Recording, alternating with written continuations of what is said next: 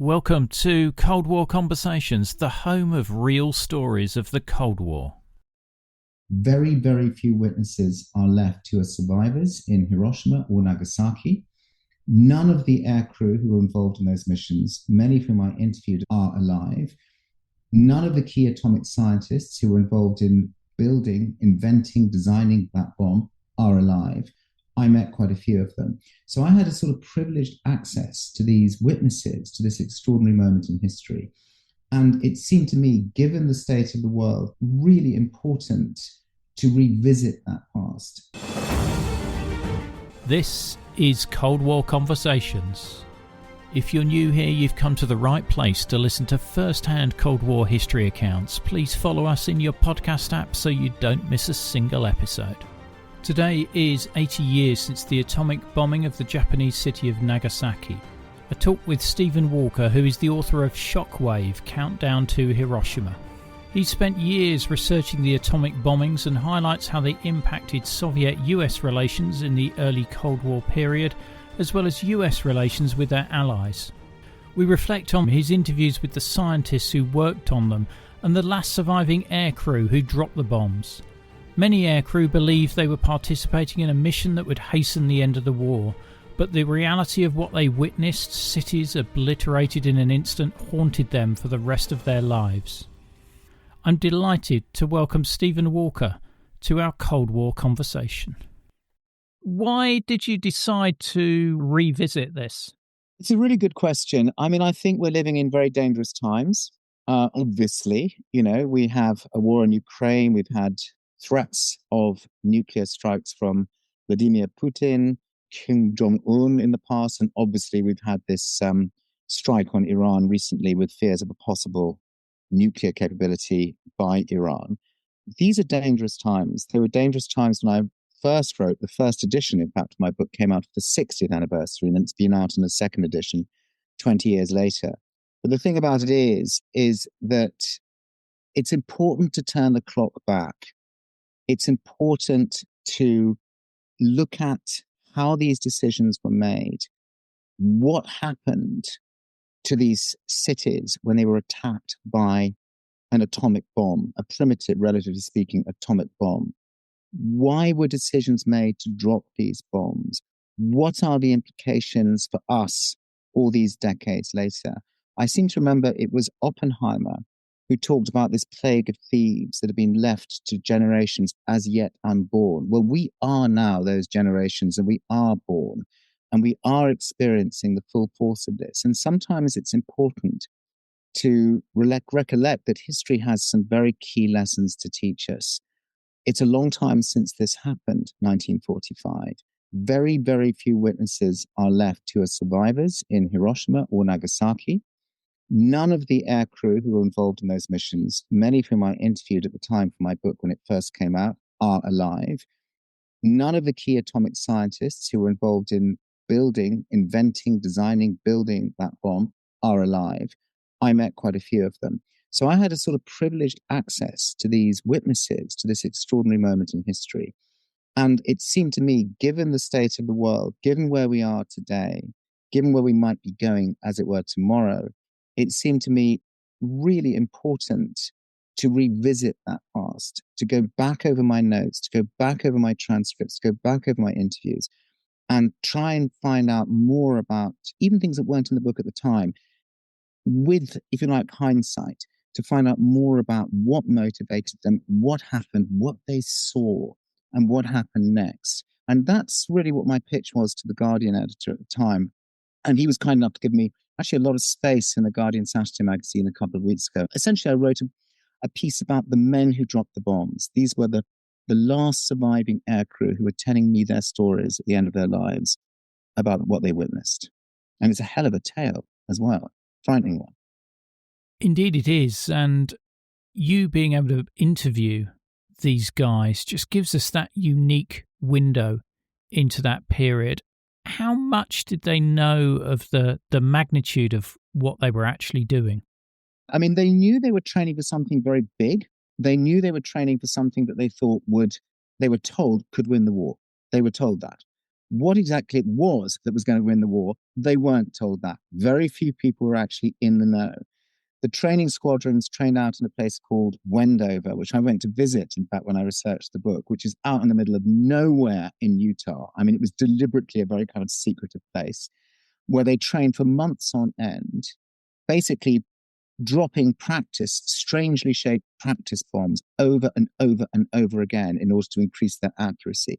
And also practicing these very strange, steep, very extreme steep diving turns. Again, they weren't told why. Of course, the reason why was to escape the shockwave of the atomic bomb, which could completely destroy them if they couldn't get away fast enough before it actually exploded on the ground. So they were training out in Wendover. And then finally, when they got across the Pacific to a small island called Tinian, which was their base of operations in the Pacific, where they were going to be flying missions against Japan, they were training there as well. They knew this was big. They knew it must involve a bomb. The first time they were told, not what the bomb actually was, not the word atomic, that wasn't mentioned, but the size of this bomb, the impact of this bomb, the fact that it was hotter, several thousand times hotter than the surface of the sun, that this shockwave could destroy their aircraft like, a bat swatting an ant, that it would destroy an entire city, that it could blind them if they weren't wearing welder's goggles. All of these things they were told in a briefing on the evening of August 4th, 1945. And the bomb was dropped on the morning of August 6th, 1945. So pieces of the jigsaw started to come together. But the final piece of the jigsaw, the piece that was atomic, that piece was only revealed to them seconds after they dropped the bomb on Hiroshima. The guys you were interviewing, they were in their 80s or 90s. Had their views changed about the dropping of the bomb as time had gone on? If you watch a city obliterated from the air, which is what these people saw from their windows, I mean, in a way, they saw something that nobody since has seen.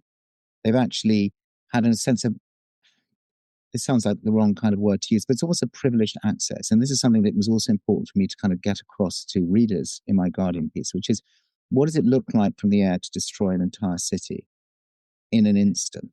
Is what they did. So they saw the city beneath them, and then the city was gone.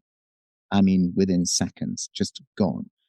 How do you live with that? How do you live with the reality of that for the rest of your life? Well, there are numbers of ways you can live with that. One way is to cling to a potentially justifiable mantra, and no doubt we'll talk about that in the course of the discussion, but which is that this is necessary, that this was going to end the war, this was the right thing to do, this was, a horrible operation, but it was an operation that needed to happen.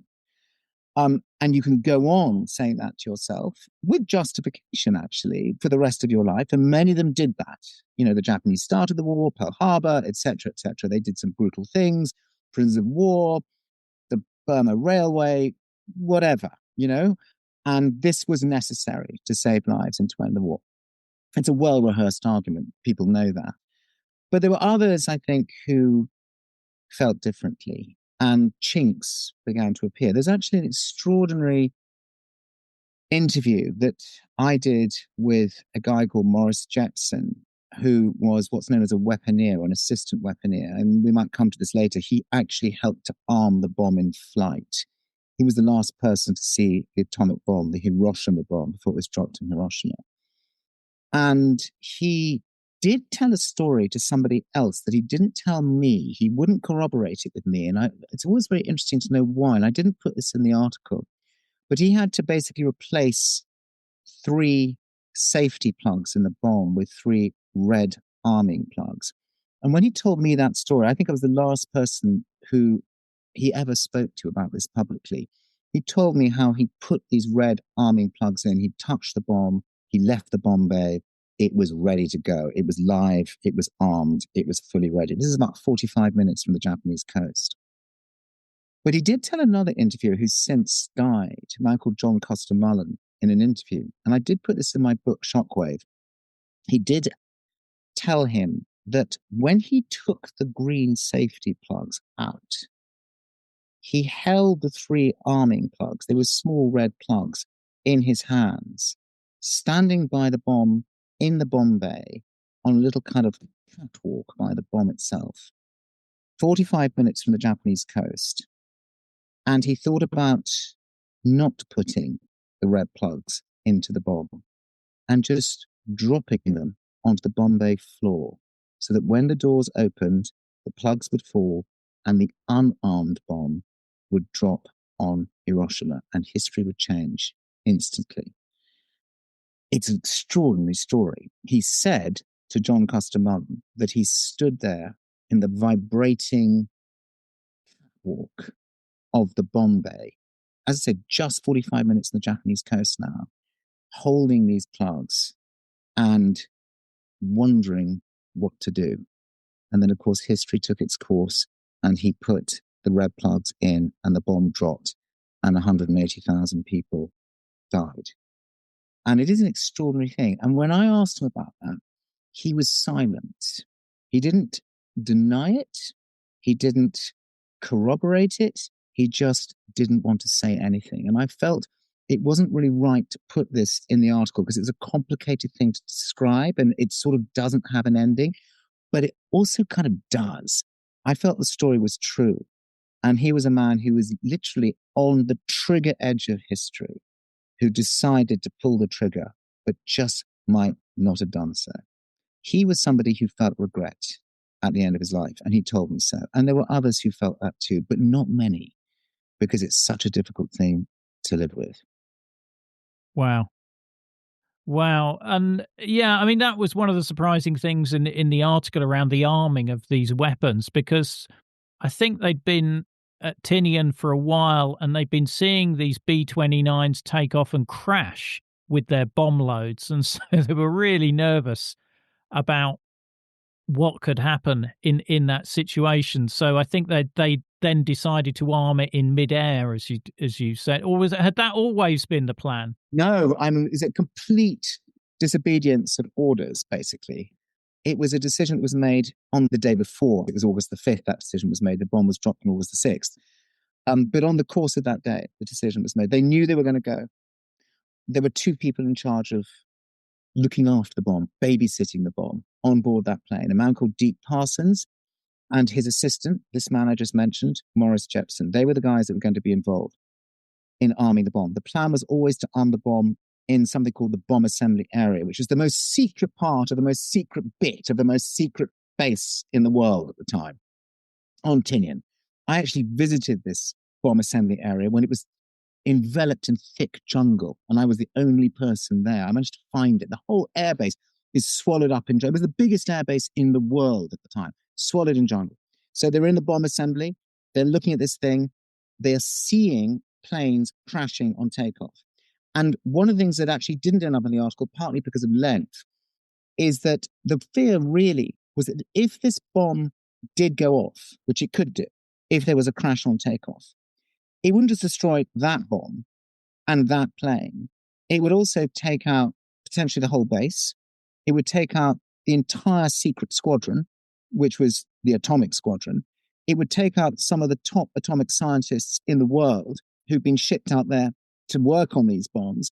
And of course, it would take out the second atomic bomb, the one that was ultimately dropped on Nagasaki, which was in the final stages of preparation, also in that bomb assembly area. It would totally change the course of the war, essentially, if that had happened. It would have been the most spectacular accident you could imagine, a sort of massive Chernobyl, but with implications differently because, of course, it took place in the middle of or at the end of the war. So all of that was a serious consideration. And the decision was made by Parsons, this guy, Deep Parsons. He said the only way to do this is to arm the bomb in flight. And everyone said, you're crazy. It's never been done before. We've never practiced it before. He said, I've got to do it. I've got to practice it. So he spent the afternoon in the bomb assembly area with the bomb, actually practicing how to arm this bomb, which basically meant a 15 or 16-step checklist involving using bags of gunpowder or cordite, all kinds of really dangerous things next to nuclear sub-assemblies, practicing it. The bomb was then winched up later that afternoon into the belly of the B-29 superfortress Enola Gay that was going to fly it to Hiroshima. And he and Jepson, in this sweltering sort of 45-degree heat in the tropical Tinian Island, then clambered into this bomb bay, and they practiced it again, over and over again with the checklist. It got to the point where Parsons' hands were cut to shreds. They had blood pouring down them because he had to do this with his bare hands. And when his commanding officer, a general on the base, said, "Look, for God's sakes, man, let me lend you a pair of gloves," he said, "Gloves are no good. I've got to feel the bomb." So they did it with a toolbox and a flashlight and a checklist. It's quite extraordinary.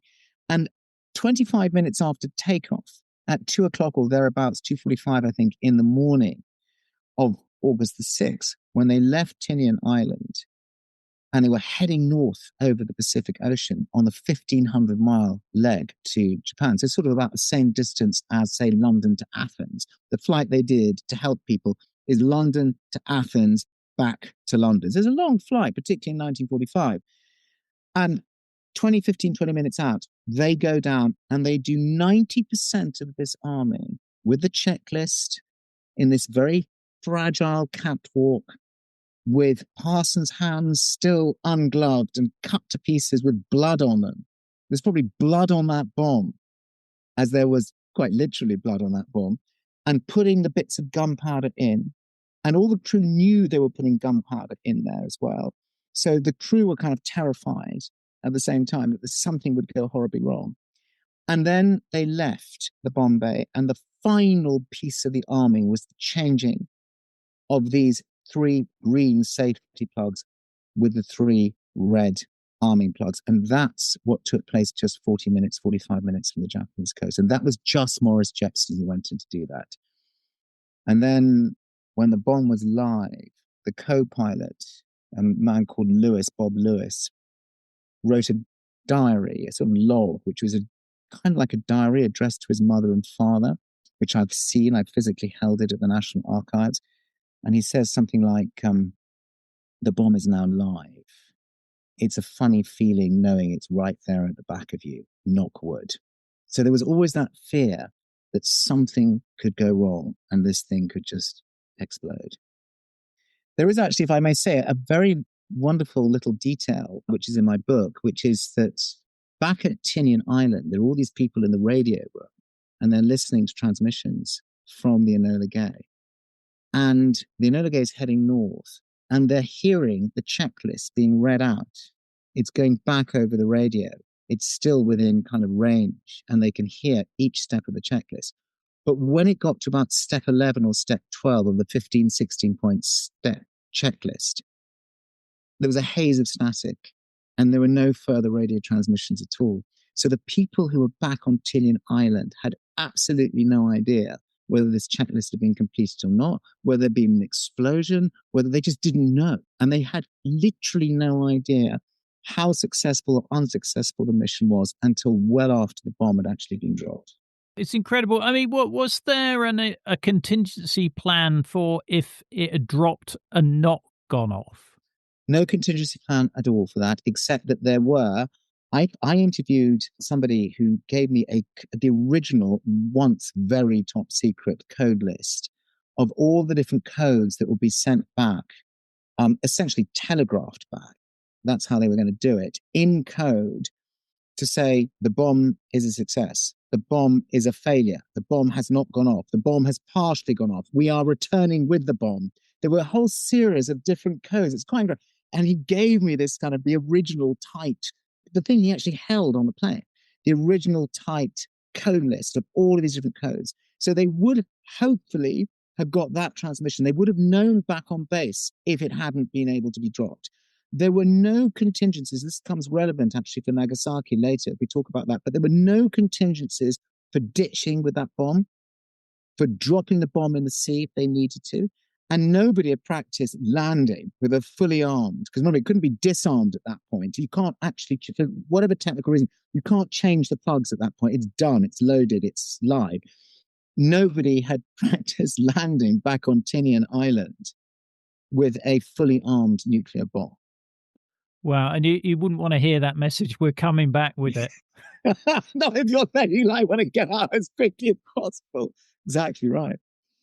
I mean, a number of kind of bizarre things. I mean, one of the things I remember was that the people, your listeners will probably know about the Trinity test, which was the famous test in the Alamogordo in New Mexico desert, the first atomic bomb test, which was, I think, was on July the 16th, 1945. It is completely extraordinary when you think how long it takes for any weapon to get from first test to actual, practical deployment. In this case, it was 3 weeks, right? 3 weeks from the test to actually dropping a bomb on Hiroshima. What I didn't know until I started researching this story is that the bits of the bomb that would end up, the bits of uranium, enriched uranium, that would end up essentially exploding, technically that's not quite the right term, over Hiroshima in August 1945, were actually sent out of the laboratory at Los Alamos 2 days before that test on July the 14th. So there was a carload of armed guards. And in the center of this carload of armed guards was a truck. And in the truck was the uranium for the bomb. And it was on its way from Los Alamos down the mountain to Albuquerque, where it would be flown to San Francisco. And from San Francisco, it was going to be put on the famous USS Indianapolis, which was the ship that ended up in the Jaws ship that ended up being sunk later. And all those people died of shark attacks. That was the ship that was going on a secret mission to Tinian Island. So this was a journey of the bomb from the actual laboratory itself to end up 1,850 feet above a clinic in Hiroshima 3 weeks later. But on the way down this winding road, the truck that was carrying the uranium for this bomb that ended up in Hiroshima had a puncture. And it skewed off the road and headed towards a precipice with a 6,000 foot drop off the side of the mountain. I mean, I've been there. It's vertiginous, and it's one of those real narrow, winding roads.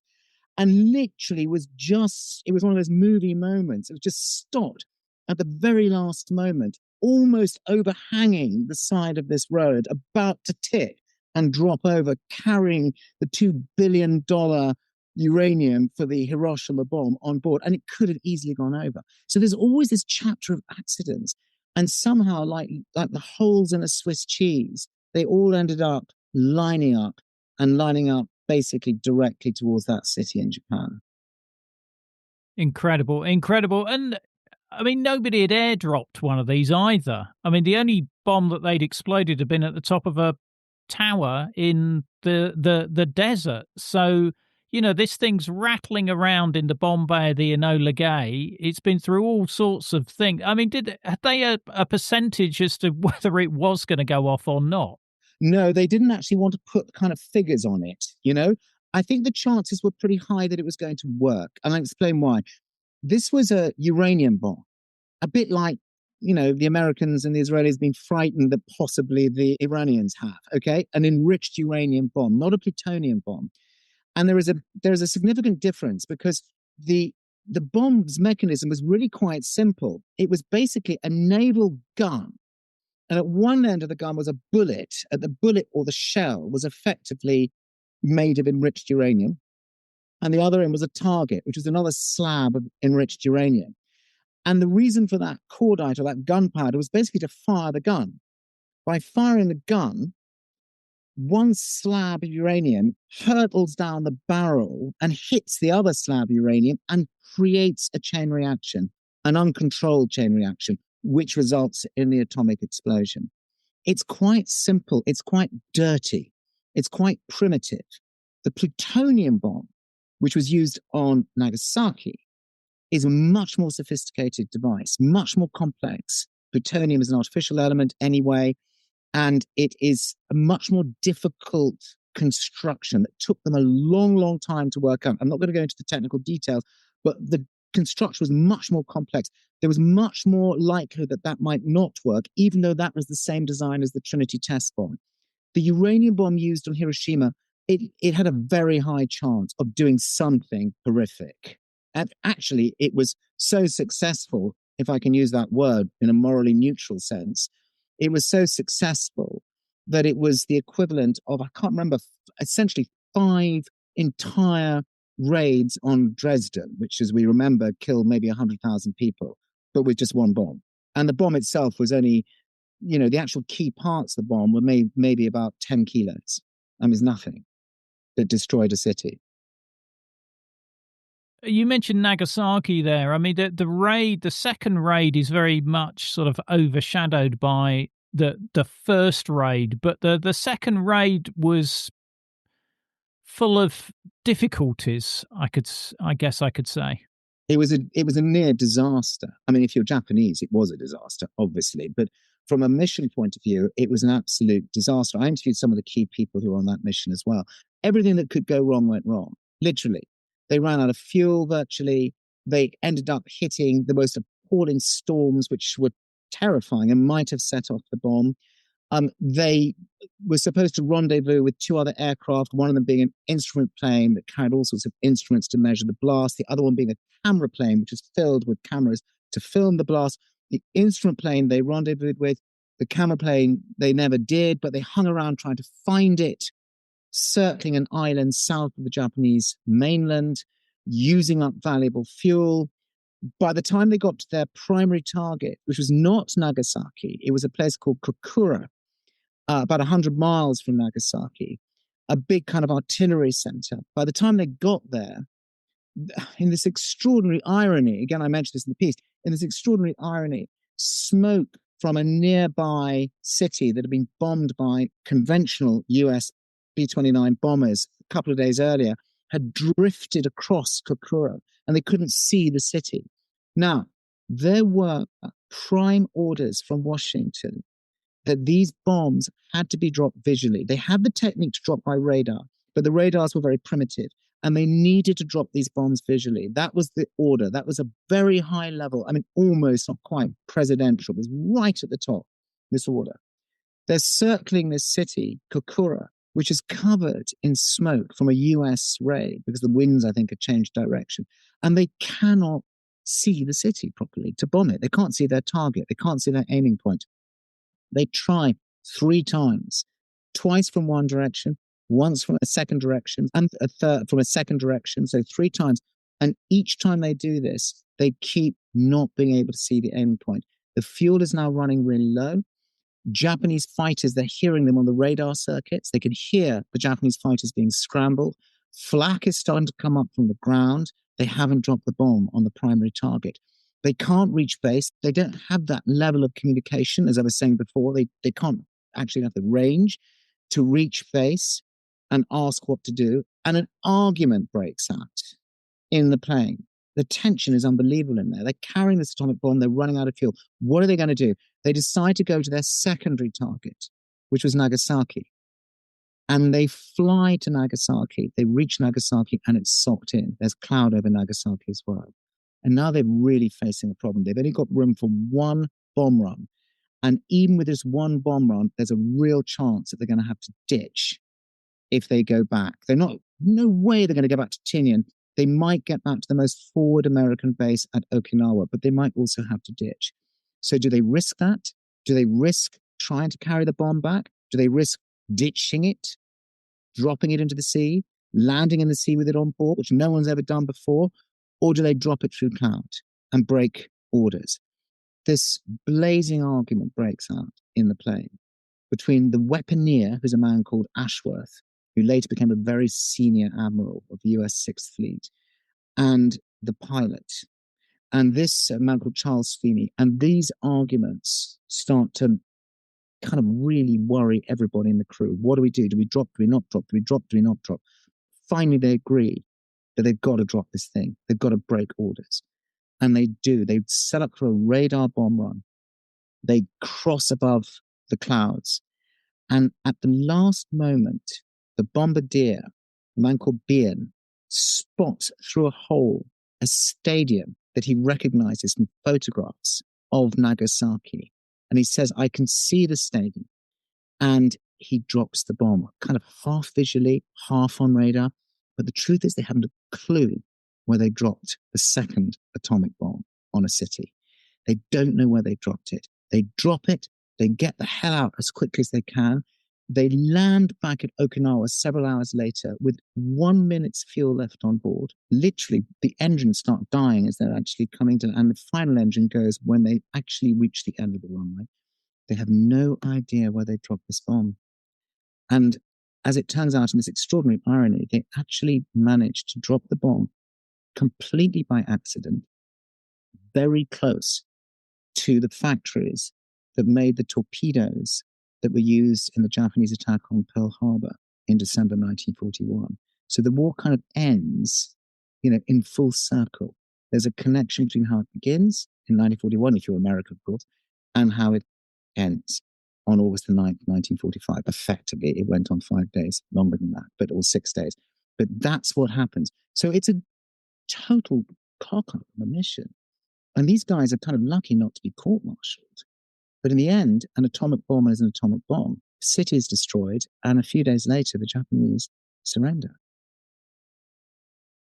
The American bombing of Japan has been going on for a number of years, and even with their conventional weapons, they have killed hundreds of thousands of the Japanese population. I mean, Tokyo almost looks like it's had an atomic bomb hit it because of the fire bombing, and that's a lot of that's because a lot of these cities are made out of wood, and with incendiaries, they just catch a light, and the Americans are creating a firestorm. But not belittling the casualties in Hiroshima and Nagasaki. That there's been this ongoing campaign, and I presume when the Japanese see a single B-29, they just think, well, they're just a weather reconnaissance or something like that plane. They have no idea what is coming. And I guess in the following days, they must be really nervous about any single US aircraft over Japan. Yeah, interesting enough, the sirens never went when the plane, the Enola Gay plane, and the two planes that were with, there's a strike force, and say it's the Enola Gay, the camera plane, the instrument plane, 3. And there's no sirens went off. It was way high. I asked a lot of people at the time, what did you see? And it was 3 tiny, glinting silver dots. They were flying about the same height as a modern airline. In fact, I asked if you saw the white vapor trails, but most people think they weren't. They weren't vapor trails up there, but they're very, very, very high. Just 3 of them. Completely nothing. Hiroshima was only bombed briefly once earlier that year. It hadn't been bombed. It hadn't been touched. There were rumors in the city that the reason why it hadn't been touched was that President Truman's mother, was being kept prisoner in the city. It was actually that rumor that people were trying to work out, why is our city not? And lots of people, I have letters. I read letters from people saying, send my son to Hiroshima. Can he come and stay with relatives in Hiroshima? Because it's the safest city in Japan. But it was untouched deliberately. There was a target selection committee, and I interviewed one of the last surviving members of that target selection committee, the people that chose Hiroshima as the target. And this target selection committee met twice, essentially, once in May and once in June, before the bomb had even been tested. They selected Hiroshima precisely because it hadn't been bombed. They wanted to see exactly what an atomic bomb could do to a city. And more to the point, they wanted other people to see. We might come to this later. It wasn't just the Japanese. It was also the Soviets. This is where the Cold War begins, actually. They were already talking about it being important that the impact of one bomb on one city should be witnessed and should be publicized. And the discussion about publicity, in fact, they used publicity director of a major, I think it was AT&T, a major American corporation, was part of the Manhattan Project. Incredibly, they were thinking like decades ahead about publicizing the bomb. So to pick up on your point about conventional firestorm, you're absolutely right. The operation in March 1945 on Tokyo was devastating, unbelievably devastating. In fact, by August 1945, some 900,000 people were homeless in Japan, and hundreds of thousands had been killed by that time in conventional warfare. The whole point about the atomic bomb was it was one bomb. One bomb from one plane could do this to a city, not hundreds of planes, not 1,000 bomber raid, just one. And that was its power. That was its impact. That's what they wanted to get across, that they had the power to do this. and to keep doing it, because the impression was, and the decision was, to keep building these bombs until the Japanese surrendered. They were going to drop bombs continually. I mean, I think there was a production line planned for up to 12 or 15 atomic bombs. They're going to keep going until the Japanese stopped, basically. So the idea of a single bomb, very, very powerful. However, in the target selection committee meetings, there is an unbelievable conversation, actually, about whether to follow up the atomic bomb immediately with a full-scale conventional rate on Hiroshima. Real discussion about that. Why do we hit them really hard? We'll drop the atomic bomb, and while they're just completely devastated, their cities destroyed, they're in, God knows how many have been killed, we'll follow up with a full-scale raid on top of that. And that was seriously discussed in the meeting. These men sitting around the table actually discussed that. And the only reason why they decided not to do that was because it would muddy the effect of the atomic bomb. It would make it harder for those that needed to know, the Japanese, possibly the Soviets, and the rest of the world, to see the power that this one bomb had, the damage that this one bomb could wreak on one city. So they decided in the end not to do that and to keep it, in the worst sense of the word, pure. Wow.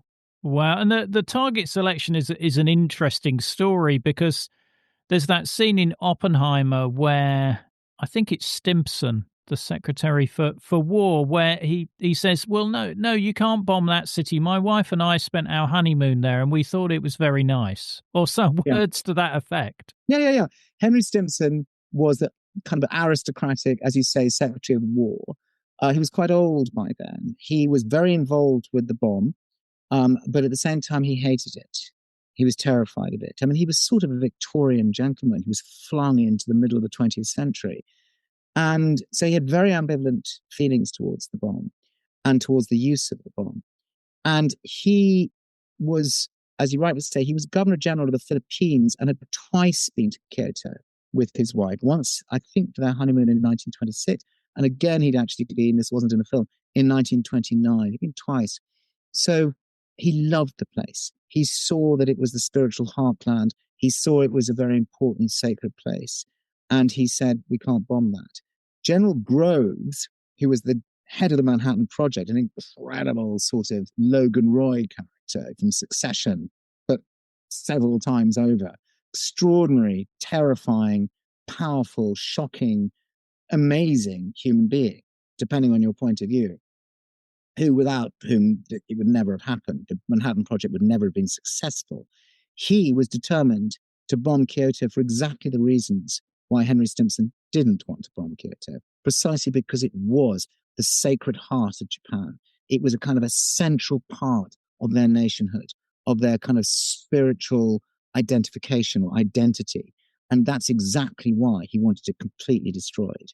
But it's kind of interesting that in ways, Stimson was more affected by aesthetic credentials than he was by humanitarian ones. What mattered was not destroying buildings and temples rather than human beings. He was okay with human beings, but he wasn't okay with 1,000-year-old temples, which is kind of warped thinking and also very elitist in its own way. Groves didn't care a jot about that. And he fought very hard to get Kyoto at the top of the list. And my goodness, it remained at the top of the list for a long, long time, until finally, in a kind of rearguard action, Stimson said, it's not happening. And so Groves reluctantly put Kyoto to one side, and the next one up the list suddenly found itself in the prime nuclear slot. And that was Hiroshima. I mean, we mentioned the Soviets. Now, the Soviets are fully aware of the Manhattan Project. It's, I think, safe to say, well, not riddled with spies, but there are significant scientists at Los Alamos who are providing information to the Soviets. I think that Stalin knew about the Trinity test. He certainly knew about the Trinity test, and he would take, at the Potsdam Conference, where basically the future of Europe and the world was being kind of carved up in July 1945, there was a moment where Truman says, well, we've got something quite big that we're intending to use quite soon. And Stalin says, oh, it's a very good idea. Go ahead and use it. And Truman thinks, oh, they'll never. And Churchill, who was in on the story, of course, knows what's going on, thinks, well, we're on top here. And of course, he wasn't at all. Yes, it was riddled with spies. Klaus Fuchs is one of the most famous of all. And famously, one of the best. I mean, Fuchs was very clever, actually. He was a fantastic dancer in Los Alamos. He's well known for the foxtrot. And he was a great party lover. He was also a great babysitter. He was always on hand, ready to do babysitting if necessary, which sounds a little bit odd, but I think what it was his way of getting close to key people. Because when you're in that kind of environment, in that familial environment in Los Alamos, conversations take place. You talk to people, and you talk to people who are not necessarily in your little bit of the bomb, because it was all very highly structured and departmentalized, very much need to know. So he was talking to people, he was getting that information, he was driving down to Santa Fe at the base of the mountains, lovely city. He was passing on information to his Soviet handler, which was all going straight back to essentially to Stalin. It's going right back there. So Stalin knew everything. He knew exactly what was going on. On the other hand, it's perfectly clear that the Americans were also fighting a kind of third war in their heads, a third possible war against the Soviet Union. I mean, a really interesting snippet of information that I didn't really know about until I started researching the book. At the Yalta conference, I think in February 1945, when, of course, Roosevelt was president, Stalin and Roosevelt and Churchill were talking about when the Russians would enter the war. The Russians remember the Soviets. I use the term interchangeably, but the Soviets, forgive me for that, the Soviets were not in the war against Japan. They were neutral. That was the key. But they wanted Manchuria in China that was occupied by Japan. And in 1945, in February at Yalta, Roosevelt and Churchill were very, very keen to bring Stalin into the war, to get the war over with quickly. And they agreed that Stalin would come in around August the 8th, 1945, with an invasion of Manchuria. That was what was agreed. Essentially, it was agreed. By the time you get to July 1945, and the bomb has been tested at Trinity and it's working, the last thing on earth that is wanted is for the Soviets to get involved in the war and somebody to take huge chunks of China, just like they've taken huge chunks of Eastern Europe, okay? But that date of August the 8th is very significant because on the midnight of August the 8th, 1945, the Russians with 1 million men crossed the border into Manchuria. And just a few hours later, the second bomb was dropped on Nagasaki. So the Americans were timing it. They were trying to get the war finished as quickly as there was a deadline. There was a ticking clock here. So it's not just about ending the war with Japan. It's stopping the Soviets from crossing that border. And essentially, by ending the war 4 or 5 days later, that ended the invasion of Manchuria for the Russians. So it was timed. I mean, there were other considerations, but essentially it was timed. It was timed to stop that war before the Soviets got as far into China as they had done into Eastern Europe, which so worried the Americans and Churchill. Obviously, the Soviets are still developing their weapon, and the Americans have this monopoly on the weapon, and they're not. I mean, it seems pretty obvious that they weren't going to share those secrets with the Soviets, but they don't even share it with the Brits either. No, they don't. No, they absolutely don't. They keep it very, very. They're the most powerful nation on earth, and they've got this. They don't want to share it with the Brits. No, they're very. In fact, Britain ends up having to develop its own independent nuclear deterrent because they're not getting all of those secrets. They got some of it. Of course, some British scientists obviously worked in Los Alamos, but no, you're absolutely right. Do you know, I had this extraordinary moment when I was researching the book one night, and I had never seen this document before, but I do quote it in the book. One night, I was in the National Archives in Washington, D.C., and I was going through these boxes of files, and amazing material. And I remember there was a storm coming, that's right. And the library was going to close earlier than usual. It was going to close at 8 o'clock. And it was about 7:15, 7:20. It was my last day in the library. I had about 40 minutes left. It was night time. I can remember that. And I was one of the very last people in the reading room. And I was going through the last box. And I had almost got to the bottom of it. And I picked up a document that was at the bottom of the pile that was marked top secret in its day, but obviously released. And I opened this document up, and I actually had the name of it. And the document was a memo from Groves, General Groves, and it contained another document, which I'd never seen quoted anywhere before at that time. Now, some of your listeners would maybe know about this now, but it wasn't known about when I first wrote this book in 2005 for the 60th anniversary of the bomb. And it says, estimated bomb requirements for destruction of Russian strategic areas. And the date is about 30th of August, 1945. And it contains a list of 66 Soviet cities in order of size, population, beginning with Moscow, 66 of them. And on the right-hand side is a column saying the number of bombs, atomic bombs, required to destroy each of those cities.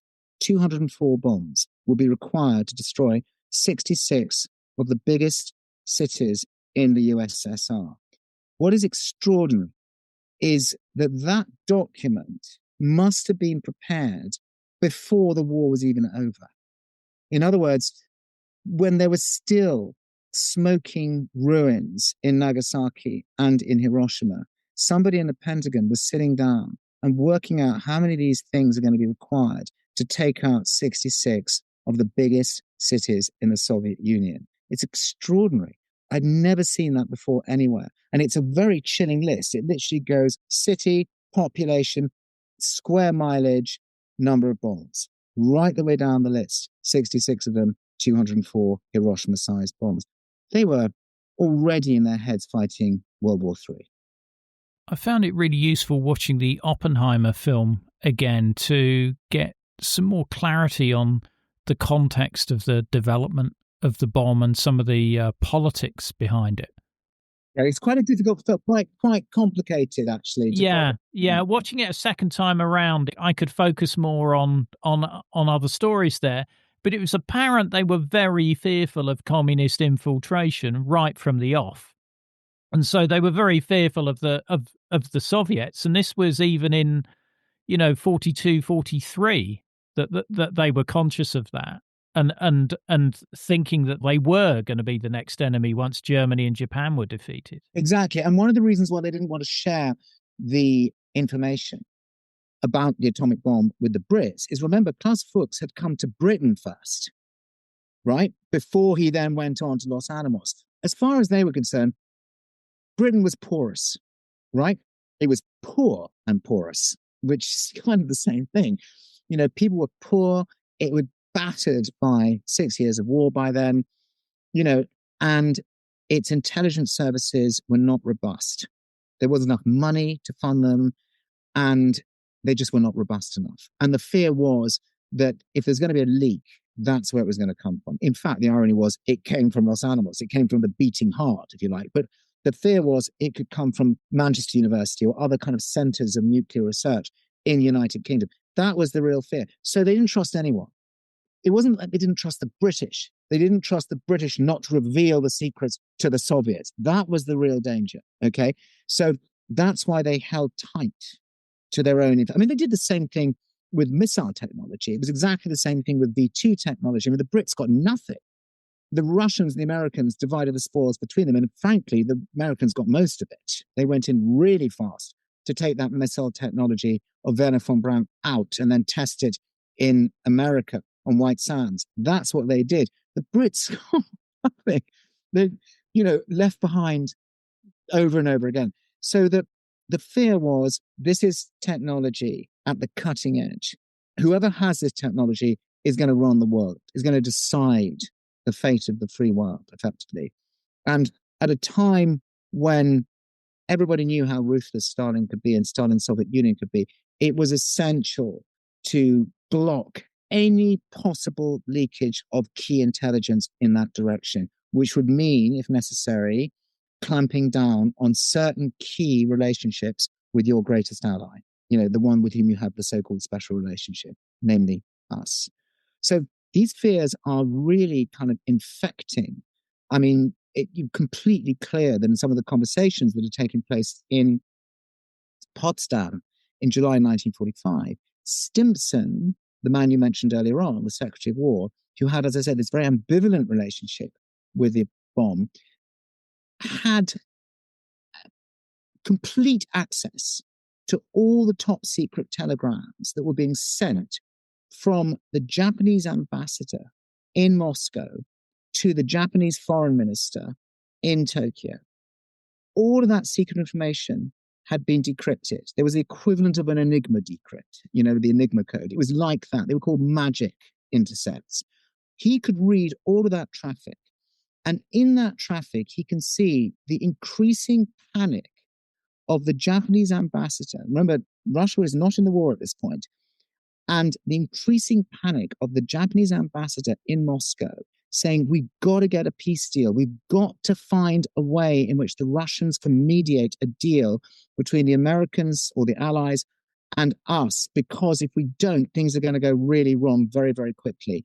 And this panic infects all of these intercepts. He can see, he being Stimson, that the Japanese, or at least elements in the Japanese cabinet, are desperately looking for a way to make peace. The country's fallen apart. It's blockaded. The only war industry that is actually increasing its production is that of bamboo spears. It's incredible. People are eating grass. As you rightly say, 90% of the cities have been completely destroyed. The industry is at a standstill. The country has nothing left. The possibility that there ever would be an American or Allied invasion, land invasion like Normandy, of Japan is frankly remote. It's very unlikely to happen. The country is falling apart.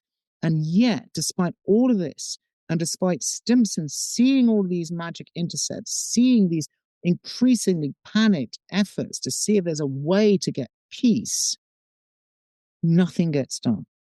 The bomb still gets dropped. Why? Why does it get dropped? Why does it get dropped with so much publicity around it? Why not have that conventional raid afterwards? Why choose a city which is sided by three kind of very high hills, essentially small mountains, which explicitly in the target committee are chosen because it will focus and concuss the blast even more effectively and make the impact of this atom bomb even greater? Why is this happening at this time? And you're forced to conclude that, and it's clear in some of these conversations taking place at Potsdam, that the real enemy here is not Japan, which is on its knees. It's not about saving lives, not really. That was a discussion that took place after the war. It never happened before the bomb was dropped, only afterwards. It's about terrifying the Russians. This is what we've got. Don't basically FUCK with us, because we have something that you do not have, and we will use it. And here is the number of bombs we need to take out every single one of your cities, if we need to. So it's a really interesting thing that all of these people who clung to that mantra, who flew those missions and felt that what they were doing, and I understand this, was just saving lives, is to me, it's highly questionable. Many of your listeners will vehemently disagree with me. But I mean, having really buried myself in this evidence for years, I'm sort of forced to that conclusion that this was a very cynical exercise in the end. Necessary strategically and tactically as far as the next possible war was concerned, but not necessarily so as far as the current war was concerned. Yeah, I'm sure there'll be a lot of comments. Bring them on. Bring them on, Ian. Yeah. But I mean, that's some fascinating details that you've shared there. Some bits I didn't know, but I think one of the things that I found quite powerful was the two crew of Boxcar, the B-29 that bombed Nagasaki, returning to the city weeks after the bombing to see the results of their work. Can you just talk about that? Of course I can. I was absolutely stunned when I heard that story, when I interviewed these people. So let me just explain to people what happened. So just a quick recap of dates.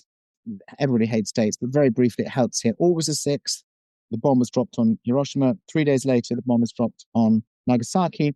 August the 15th is essentially the date of, it's VJ Day. It's the surrender, depending which time zone you're on, actually.